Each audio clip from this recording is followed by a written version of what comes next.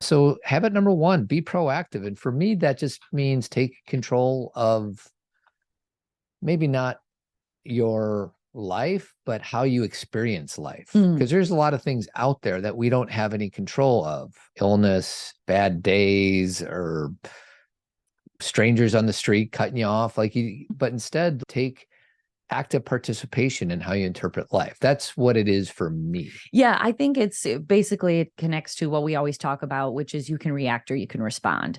And I would say for the last 2 or 3 weeks, there's been a few things that have been thrown our way, Todd. But we actually listen next week to our talk with Dr. Solomon, because she just basically did therapy with me because I was having a tough day. And this happens all the time. It doesn't matter if you're a parent or not, like things get thrown your way where you're not expecting things or you are disappointed or whatever it may be.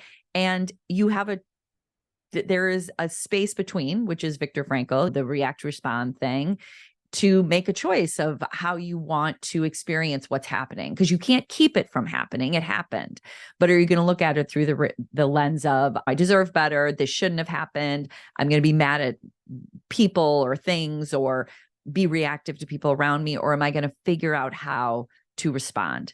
And that's proactive. Like you have to think about these things and practice these things ahead of time, because when crisis hits, it can be very simple to go in reactivity. And if you are listening to this, odds are you are a parent. And if you're a parent, that means you have kids who are unpredictable by design. Yeah. And I think the quote from Franco is, between stimulus and reaction, there is a space. There's a space. And in that space lies freedom. And within that freedom gives you the ability to choose your response, or something to that effect. Number 2, begin with the end in mind. What does that one say to you, babe? Begin with the end in mind is have some perspective on what you want in the long run. Like begin with the end in mind is where the whole idea of having a mission statement comes in, because if you're clear about who you are, what you want, and what your values are, it makes it a lot easier to make decisions. So having, like Todd and I, if you guys go to the Zen Parenting Radio website and you scroll down, you'll see our vision, our mission, our pillars, which are self-awareness, mindfulness, compassion, and connection. So we basically know that every show is somehow going to be connected to those pillars. And I think most of the time it's all 4. Like usually we're discussing all 4. If you have clarity about who you are and what you're doing, it makes it easier to say yes to things, say no to things, to make choices about what your goals are. Habit number 3, put first things first. Yes, first things first. This reminds me of my Aunt Peg. Remember, this was like, she loved this. There's this tool called the Eisenhower Matrix, and he has 4 different quadrants. Yeah. And I think it's the upper left, it's urgent and important. Those are the things that we should do. First things first. Quadrant 2 is, it's not urgent, but it's important. That's stuff that you need to plan out to do. Quadrant number 3, it's urgent, but it's not important. And if you can, that's something that you probably want to delegate, if possible. And then finally, quadrant number 4 is, it's not urgent, it's not important. That's what you got to eliminate. Yeah, don't do those things. And I think it's so funny how some of his words come back to me.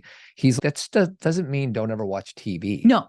Because TV could be important to recharge your battery, fill it up. So connect with people. Yeah, just connect. It's not. And the other thing I want to mention is that these first 3 are in the umbrella of independence, right? And then the next 4, I think, are interdependence. So anyways, anything you wanted to say about that? Yeah. So first things first, I always think about, we use this a lot. And he talked about the big rocks. Yes. Big rocks first. Big rocks first. And we say it all the time. It's like, we've had to pack the car a lot lately. And Todd's always like, big rocks first. You put the air mattress in, or you put the big bags in first, and then you go from there. Or big rocks can also be emotional. Let's deal with the big issues that we're experiencing right now, and then deal with the little things. Like big rocks doesn't have to be literal. I think that, let me see, there a lot in first things first is about time management. But Stephen Covey really didn't believe in figure out how to allocate time in a very specific way. A lot of time management is about wake up and do this for 30 minutes and do this for 20 minutes. And it becomes very tight and controlled. And what he believed more in is be clear about what's most important to you and do those things. Like, instead of make it a time like on the clock thing, make it more like figure out a way to do the things that mean the most to you. Yeah. And instead of, there's a few things every day that I'm like, if I do yoga or meditate or spend time with Todd or take a walk or read a book or do some writing, that means it's a good day for me. I love those things. So if I end up getting on my email or doing a bunch of petty stuff during the day and I don't do those other things, at the end of the day, I'm like, I didn't like today as much. So we have to be very clear about what means the most to us. 4 is called think win. Yeah. So I think he says that there's lose.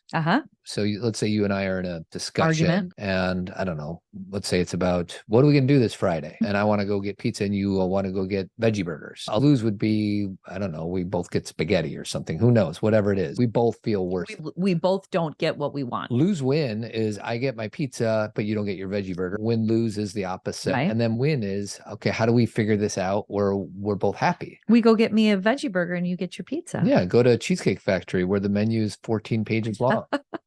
And that's a really interesting one because I think families always struggle with meals with the family. Yeah. I don't struggle with it as much as Todd does. I grew up as a latchkey kid and I fed myself all the time. You get very excited when you're on your own. Oh, I love being on my own for dinner so I can just focus on myself. Because for 20 years, I've been focusing on other people. Yeah. Like I've been having to be like, what will everyone eat? When are we going to get it? What time will everyone be home? It's never, I can't get, so there's a lot of win-lose where I can't really have or do what I want.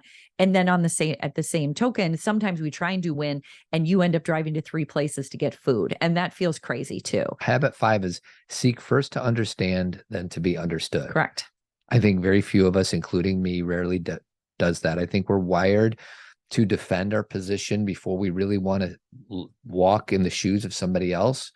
And it's listening. And I think most of us are, including me, I'm a better listener now than I was 10 years ago. And hopefully I'll be a better listener 10 years from now than I am today. But it is, if I can only do one of these habits, I feel like if I could just snap my fingers and be an expert at any of these things, it would be habit number 5. I think my life would be less drama filled if I could do this. Yeah. And really you're talking about listening, but it's empathic listening. And the ability to empathically listen means you're open to what the person is saying. And be influenced to change your mind. That's it, is that it goes back to the paradigm shift. If you are just listening to someone like, yeah, keep going. Yeah, finish your statement. Okay, now me again, then you're not listening. You're just pretending to listen until you can get your point across. Yeah. Empathic listening is the potential for a paradigm shift where you can see someone's perspective differently. Seek first to understand. He doesn't just say seek first to listen. Yeah. Seek first to understand. Then you can be understood. And I feel like people, I've said this before, but I teach communication in my college classes. And when I tell them we're going to talk about communication, I always say, okay, what do you guys think I mean by this? Habit number 6. Yes. Synergize. Synergize. I don't remember anything about this chapter, and it's just be a team player. But this one kind of bores me, to be honest. What if you thought about it this way? Synergize, yes. When he's talking about a business model, he's talking about in an organization or wherever you're working, take into account everybody's skill set, listen to what they have to offer, allow them to come in and make a difference, have space for that, and then bring all of those pieces together and you're going to have a better team. So think about how that affects a family. I think it's good advice. Oh, it's funny. Let's talk about that, because if I'm a team leader at a company, I think synergize is really important. But with family, last but not least, sharpen the saw, habit 7. Yeah. And for me, that just means keep doing your work. Like you never get there. We're never like, oh, I get it. I'm now Zen, or there's no such I thing. now am an expert at the 7 habits of highly effective people. There's no such thing, because we're human beings who are flawed and beautiful all at the same time. And I just need to keep doing my work. And just because you said now I'm Zen, just so everyone knows, Zen is an idea, but it's not something you can become. Like, I don't know if people understand that, but if you want to use it generically, you can be like, oh, I'm feeling Zen. That's fine. Everyone can use words the way they want to. You don't have to listen to me. But when studying Zen, because that's obviously the title of our podcast, Zen is an idea, a concept, a story, a parable, an understanding, a paradox. It's not like someone becomes Zen. Right. I'm just saying that because sometimes people use it in an interesting way. Sharpening the saw is about focusing on your physical health, your social, emotional health, your spiritual health, and your mental health. And if you can do that you can do one activity. Say you're a runner, you may be able to cover every base, which is running. You know what I mean? Some people find that to be a very spiritual, mental, and for some people, they do a lot of different things. It could be a book, it could be reading, it could be walking. It doesn't matter. It depends on what you want. But I always loved Sharpen the Saw because that's what's so fun for me is the ability to continue to learn something or how good it feels to take care of yourself. Yeah. And sometimes when I say that, how good it feels to take care of yourself, I don't mean just exercise. I feel like people get too focused on that kind of stuff. I just mean how good it feels to even sit down sometimes and be like, this is for me. Like, I'm going to take care of myself. I need to rest. That's why I don't like the word lazy, because I think sometimes we just need to relax.